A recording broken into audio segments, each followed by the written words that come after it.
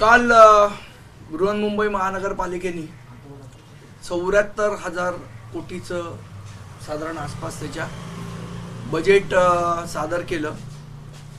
अनेक त्याच्यामध्ये महसूल उत्पन्न वाढीच्या दृष्टीने महत्त्वाचे असे निर्णय त्याच्यामध्ये दाखवण्यात आले.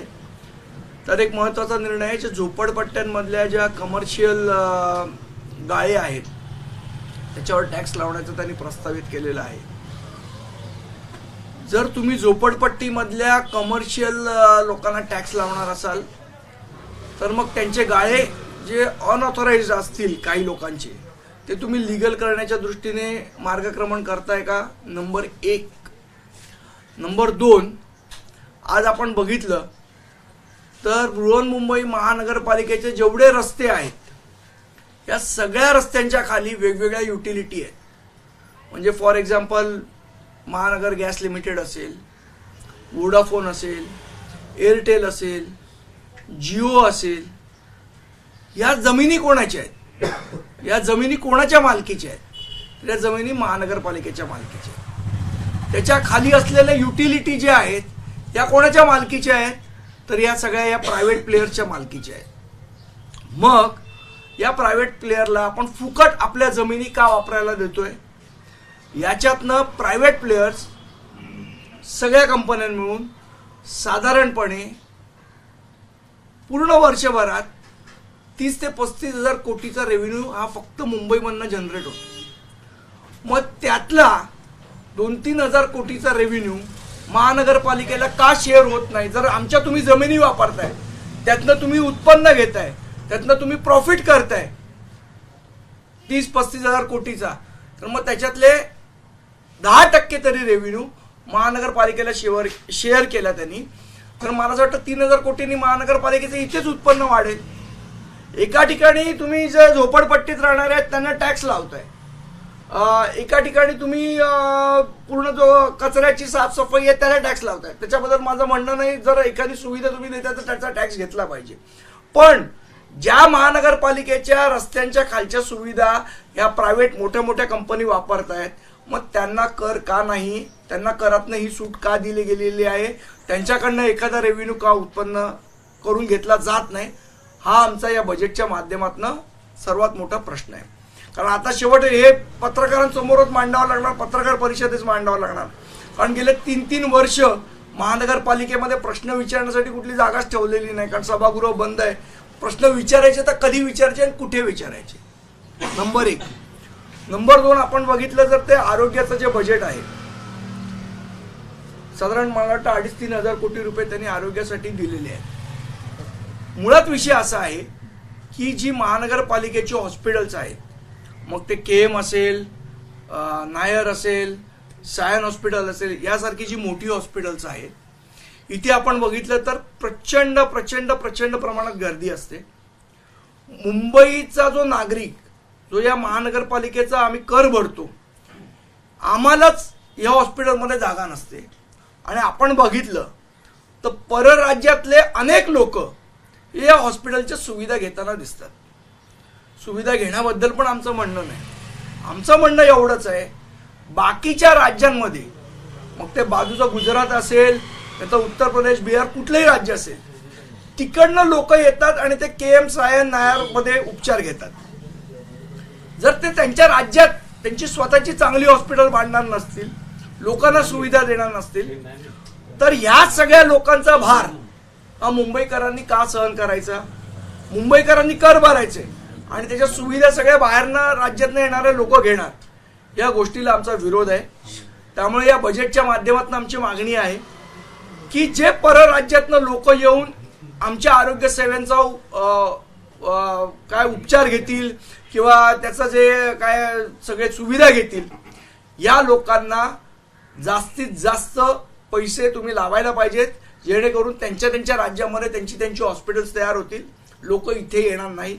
आणि जे इथे येऊन उपचार घेणार असाल तर तुम्हाला जास्तीचे पैसे द्यावे लागतील, जे सामान्य मुंबईकरांपेक्षा जास्ती असतील. ही आमची याच्यातनं मागणी आहे.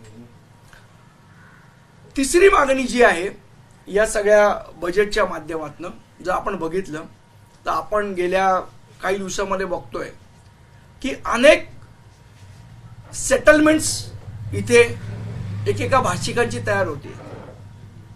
म्हणजे फॉर एक्झाम्पल इथे बाबा ही सोसायटी आहे, ही जैन सोसायटी आहे, इथे बाकी मराठी माणसाला अलाउड करणार नाही.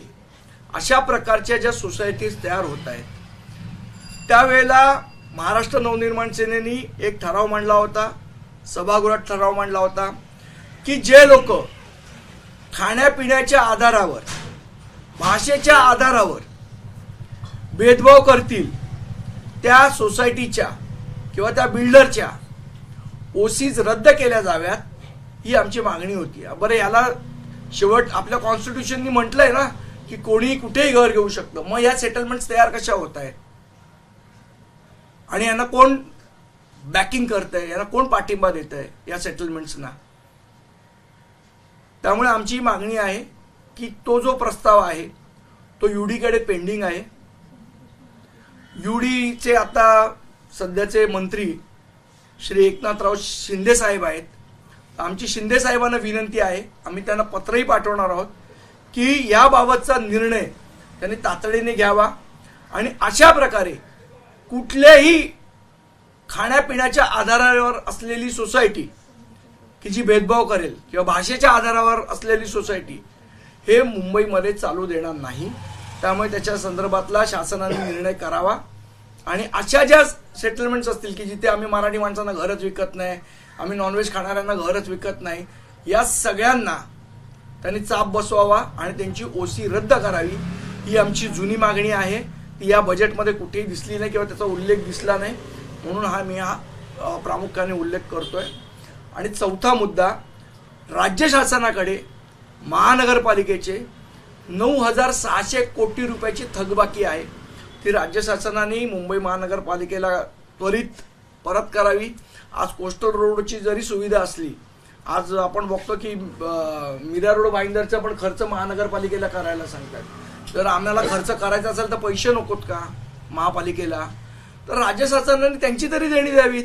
9,600 कोटीची जी थकबाकी आहे ती, आणि 11 कोटी जे नुकसान महानगरपालिकेचं झालंय तेही मला असं वाटतं या बजेटमध्ये प्रस्तावित 14,000 कोटी दाखवलेलं आहे, तेही पैसे महानगरपालिकेला त्वरित मिळावेत. या आमच्या प्रामुख्याने या बजेटच्या माध्यमातून मागण्या आहेत. संदीपजी, एक महत्त्वाचा मुद्दा अजून आहे की आपल्याकडे MMRDA, MSRDC अशा वेगवेगळ्या यंत्रणा असताना सुद्धा दहिसर ते भाईंदर हा जो कोस्टल रोडचा, उत्तर कोस्टल रोड जो आहे, त्या कोस्टल रोडसाठी साधारणतः 3-3.5 हजार कोटी मुंबई महानगरपालिका देणार आहे. आदित्य ठाकरे यांनी त्याच्यावर असं म्हटलेलं आहे की माझ्याच कारकिर्दीत हा प्रकल्प तयार झाला होता, परंतु त्यावेळेला आम्ही अशी उपाययोजना केलेली होती की ज्या ज्या महानगरपालिकेचा तो भाग असेल त्या महानगरपालिकेनं त्या खर्चामध्ये कॉन्ट्रीब्युशन द्यावं. असा कुठलाही प्रकार कालच्या अर्थसंकल्पात दिसला नाही. सगळा खर्च ही मुंबई महानगरपालिका उचलणार आहे. नाही, मी तुम्हाला तेच सांगितलं ना, सध्या मुंबई महानगरपालिकेला लुटण्याचं काम चालू आहे. मग ते 5-5 वर्षाची काही लोकांना कंत्राटं दिली गेलेली आहेत जी महानगरपालिका जनरली 2 वर्षाची देते. मग हे पैसे कशासाठी दिले जात आहेत त्या कंत्राटांना, ह्याच्यासाठी तर ॲडव्हान्स पण दिलेले आहेत. आता असं आहे की महानगरपालिकेचं उत्पन्नाचे स्रोत लिमिटेड तुम्ही करून टाकताय आणि खर्च महानगरपालिकेवर टाकताय. राज्य शासन स्वतःची जी देणी आहेत महानगरपालिकेची ती देणी देत नाही आहेत. तुम्ही आज जिओ असेल, एअरटेल असेल, वोडाफोन असेल, यांना कुठलेही टॅक्स लावत नाही आहेत. जमिनीखाली त्यांच्या युटिलिटी आहेत. MGL असेल, यांच्या युटिलिटी आहेत. मग यांच्याकडनं टॅक्स का वसूल केला जात नाही? का यांना ही फ्रीडम दिली जाते? का यांच्याकडनं पैसे घेतले जात नाही? हे महत्वाचे प्रश्न इथे येत आहेत.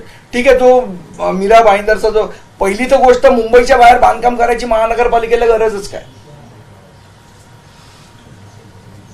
आज अनेक गोष्टी करणं महानगरपालिकेला भाग आहे. आज समजा एखाद्या वेळा पाऊस कमी पडला तर आपल्याला पाणी कपात करावी लागते. त्याऐवजी एक वेगळा अजून एक तलाव बांधणं गरजेचं आहे. आज त्याचाही कुठे उल्लेख मला या बजेटमध्ये दिसत नाहीये. त्यामुळे मला असं वाटतं की नगरसेवक नसल्यामुळे सगळी प्रशासनाची मनमानी चाललेली आहे. या बजेटमध्ये कुठलेही डोकं वापरलेलं साधारण दिसत नाही आम्हाला. ते त्यांनी वापरलं पाहिजे होतं गगराणी साहेबांनी, म्हणजे आमचं प्रामाणिक मत आहे. दुसरं, 43,000 कोटी रुपये पायाभूत सुविधांसाठी खर्च केले जाणार आहेत. तुम्ही कसं बघताय, कारण का दरवर्षी हा आकडा वाढताना पायाभूत सुविधांसाठी पाहायला मिळतोय. यावर्षी 43,000 कोटींपेक्षा अधिक पैसे हे या पायाभूत सुविधांसाठी खर्च केले जाणार आहेत. बघा, असं आहे, प्रस्तावित करणं आणि प्रत्यक्षात खर्च करणं ह्याच्यामध्ये खूप तफावत आहे. आता जर आपण मागच्या वेळेचं जर बघितलं असेल बजेट, तर प्रस्तावित खर्च किती होता आपल्याला दिसेल. प्रस्तावित जो खर्च आहे त्याच्यापेक्षा कमी खर्च हा महानगरपालिकेने केलेला आहे. फॉर एक्झाम्पल, भांडवली उत्पन्न त्यांनी 804 कोटी रुपये दाखवलेलं मागच्या वेळेला, बरोबर. आणि ऍक्च्युअल किती आलं तर 677.54 कोटी, म्हणजे तेही कमी आलं. त्याचप्रमाणे जो खर्च आहे, जो भांडवली उत्पन्नाचा जो दाखवलेला आहे, भांडवली खर्च विशेष प्रकल्पासाठी, तो 3,361 कोटी रुपये प्रस्तावित केलेला होता. प्रत्यक्षात झाला किती? 2,174 कोटी, म्हणजे 1,000 कोटींनी त्यांनी खर्च कमी केला. त्यामुळे हे 42,000 कोटी वगैरे आकडे सगळे झुटे आहेत. प्रत्यक्षात किती खर्च होता ते बघायला पाहिजे. मुळात असं आहे, जेव्हा तुम्ही एखादा भांडवली खर्च दाखवताय त्यावेळेला तुम्ही भांडवली उत्पन्न कुठनं आणणार आहात, मला वाटतं त्याचा कुठेही उल्लेख याच्यामध्ये दिलेला नाही. तुम्हाला जर भांडवली खर्च करायचा असेल तर तुम्ही महसुली उत्पन्नातनं भांडवली खर्च नाही करू शकत. भांडवली खर्चाला तुम्हाला भांडवली उत्पन्न पाहिजे. ते भांडवली उत्पन्न तुम्ही कुठनं आणणार आहात, कुठनं पैसे येणार आहेत तुम्हाला. आणि महानगरपालिकेच्या अकाउंट्समध्ये मोठा घोळ आहे. मागच्या वर्षीचं त्यांची क्लोजिंग बॅलन्स या वर्षीच्या ओपनिंग बॅलन्सशी टॅली होत नाही, हे महापालिकेलाही माहिती आहे. आणि त्यामुळे जे रोखे तयार करायचं काम होतं की महापालिकेने इन्फ्रास्ट्रक्चरचे बॉन्ड्स तयार केले पाहिजेत, त्याला सेबीकडनं परमिशन सुद्धा मिळू शकत. एबीपी माझा, उघडा डोळे बघा नीट.